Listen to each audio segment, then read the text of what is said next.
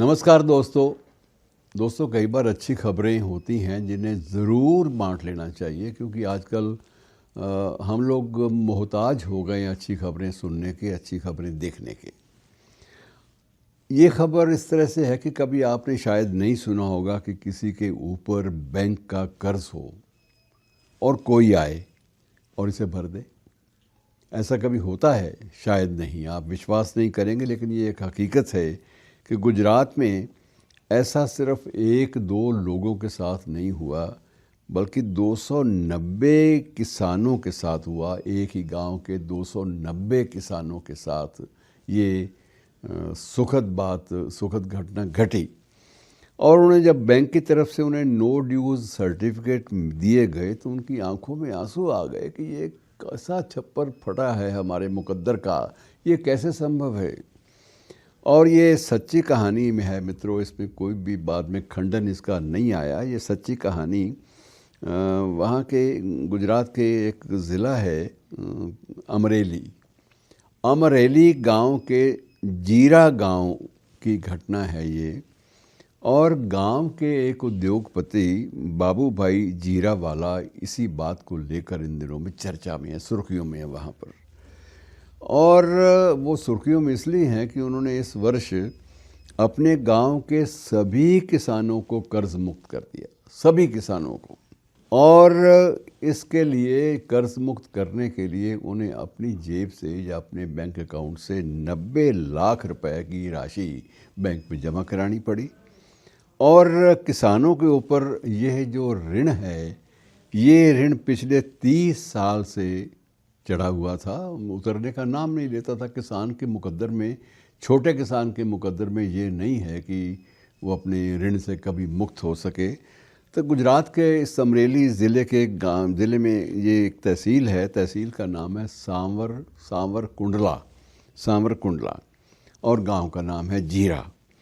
और यहाँ जब ये बाबू भाई जिनकी मैं बात कर रहा हूँ, बाबू भाई जीरावाला, इन्होंने अपनी माँ की पुण्यतिथि पर ये पुण्य कमाया।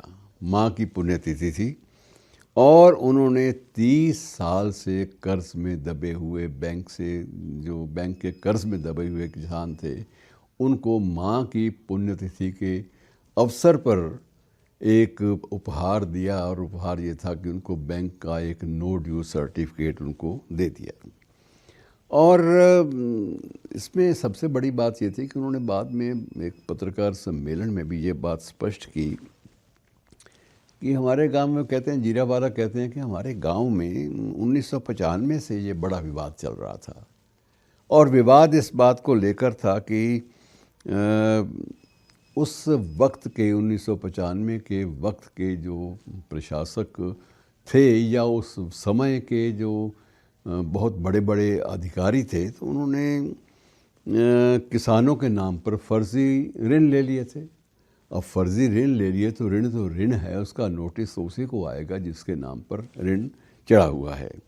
और इस सारे चक्कर में उन किसानों का जो ऋण था वो निरंतर बढ़ता गया। और उसके बाद इतने सालों में तो वो कई गुना, किसी ने अगर 2,000 रुपये लिए हैं तो उसका कर्ज बढ़कर 20,000 से भी ज़्यादा हो गया था।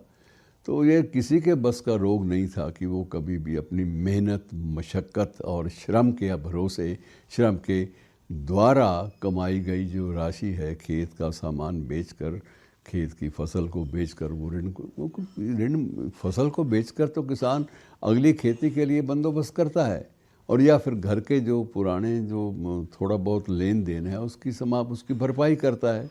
लेकिन ये कभी भी आश्चर्यजनक खबर उन्हें कभी सपने में भी नहीं आई कि ये दिन हमें उन्हें देखना पड़ेगा जब बैंक के अधिकारी स्वयं आएंगे और उन्हें नो ड्यूज़ का सर्टिफिकेट, कि आपकी तरफ कोई पैसा बकाया नहीं है, इस बात का प्रमाण पत्र उनके हाथों में सौंप देंगे।